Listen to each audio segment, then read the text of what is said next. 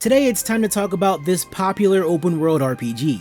No wait, not that one, I'm talking about the other one. No wait, no, not that one, I mean the other one. No wait, no, not that one either, I'm talking about the other one, like the newest one. Yeah, that's the one I'm talking about. Today I want to look at Wuthering Waves because it's one of those games I just know I'll play even if it's only for a few months and never again. But what I really want to go over is the stuff in here that stands out from games like Genshin and Tower Fantasy. I felt like I knew what I was getting myself into before even downloading this. But surprisingly, this game might hold more of a special place in my mind because it's actually more fun to me than Genshin is at the moment. To this day, I still log on to Genshin at least once a week to do some quests and farm for Primogems. And what I love about it is the characters, the world, and even the combat. I may be totally lost on some of the lengthy story stuff after all these years, but I constantly feel like there's some good reason for me to come back to it. And I would also talk about Tower Fantasy, but I'll be real, I haven't touched that since I did my first video on it over a year ago. Like, I see the collabs and the new characters they have coming out for it, but to me, it just never really stuck. I like the different vehicles and even the designs for some characters, but it felt like it was trying to do too much. And for the sake of argument, I won't even say that it's a Genshin clone or even a direct rival to it. I'll say that it's in this genre of open world action RPGs that also have a gacha system built in. And when matching it up with the other games in that genre, it fell pretty flat on its face.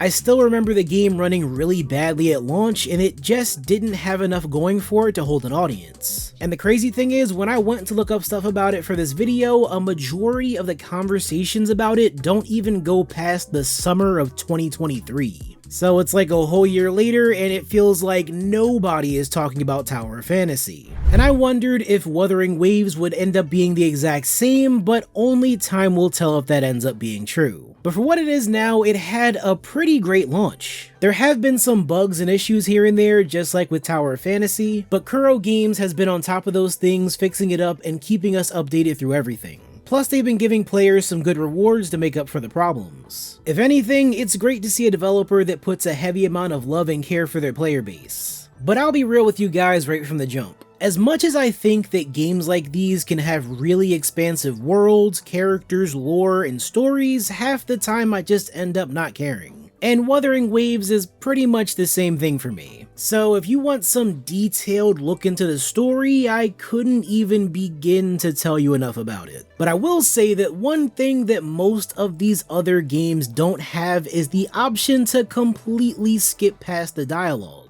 Trust and believe that I was using that as much as I possibly could, and just for that, I gotta give some respect to the devs. Like, hey, I'm sure y'all put a lot of heart and soul into that story, but I'm here to basically do anything else but watch people talk for hours on end. And that's something that Hoyoverse could really learn from. But I do really appreciate what I've seen so far, and the character models seem much more detailed than something like Genshin. Some characters don't stand out quite as much, and there's at least a few of them that I can hardly tell apart just by looking at their faces. But for me, I love the feeling of exploration, the combat, the visuals, the characters, and just the overall world. For the most part, I can say that one of my favorite parts has to be the music, especially during some of these fights.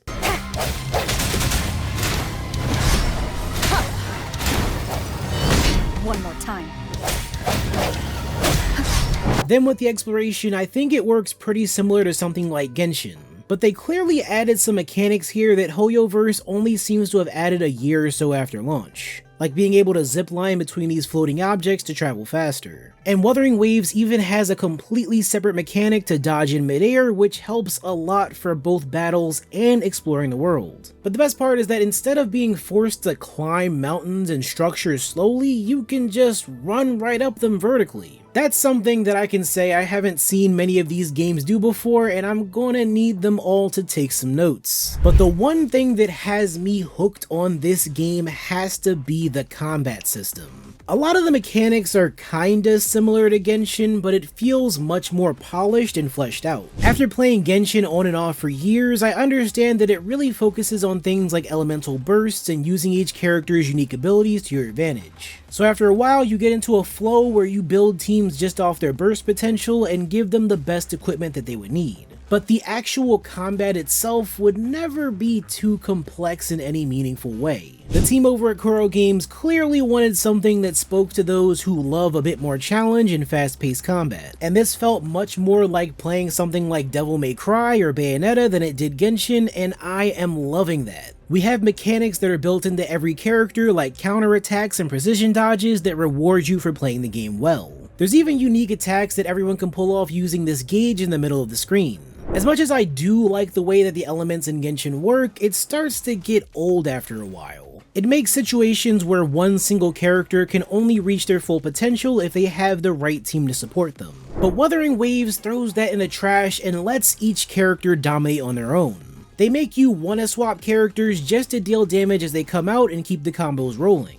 It makes me remember how much these games tend to be more about the exploration, but not super complex with the fighting. I'm not saying we need some Dark Souls level combat, but something with this kind of depth is a perfect breath of fresh air. Now, I originally did this script before Zenless Zone Zero came out, and after playing that for a couple days, I can start to see some comparisons between the two. So when it comes to the switching mechanics in Wuthering Waves, it does remind me a bit of what they're doing with Zenless Zone Zero. Obviously, Genshin can't go back and change the fundamentals of the combat because they would have to do that for every single character, but in a way it looks like Zenless is going down kind of a similar route to Wuthering Waves, just without the other stuff that Genshin has, like with the exploration and the open world. So I don't know, maybe Zenless is Hoyoverse's way of saying, hey, we can make some good combat, we can do that, it's just, you know, in this other game. But I don't know, that's just something that I noticed from playing the first couple hours of it. Leveling up the characters and skills is almost the same as Genshin, with you needing to raise your world level and grind for materials. But what's different is that they do something more unique than using artifacts. You can equip monsters that you catch in the open world after defeating them. Now, you won't catch them all, but for the ones that leave their spirit behind, you can collect those to make yourself even more powerful. And on top of that, you can also summon them into battle for extra attack power, pretty much adding to the already crazy amount of options that you have during fights. And I love that these things are just out in the open world too, because it makes you want to fight as many of them as you possibly can to get the chance to collect them. As it is now, it's still way too early to tell if Wuthering Waves is going to make a major splash against Genshin. I wouldn't say this is anywhere near the Genshin killer that people want it to be, but it has me thinking that Hoyoverse is definitely far from perfect. Hopefully, as we see the other games like Zenless Zone Zero start making waves, we'll see just how much that company has learned over the years. But for what Wuthering Waves is, I think I'll keep it in the rotation for a little bit longer just so I can get more out of this cool ass combat system. But tell me what you think about Wuthering Waves in the comments. Subscribe for more videos just like this one, and I'll see you all in the next video.